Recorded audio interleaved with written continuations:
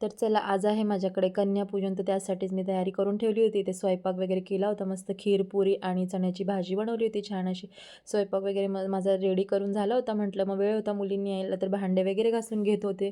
तर इथं किचन वगैरे आवरून घेतलं होतं आणि मग पूजेची तयारी करून घेत होती. सगळं सामान वगैरे साईडला असं काढून ठेवलं होतं. म्हटलं परत आणि इथे कुमारिकांना बसायला आणि सुवासिनींना बसायला टाकून ठेवलं होतं.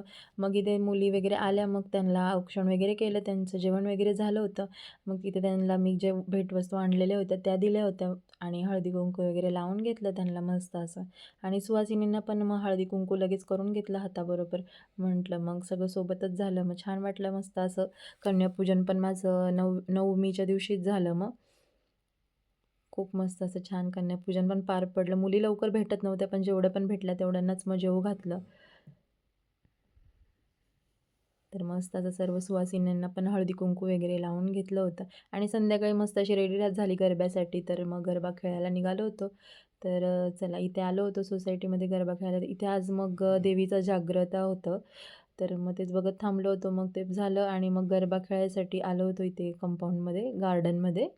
तर पाऊस सुरू होता बारीक-बारीक. मग गरबा खेळलो आणि घरी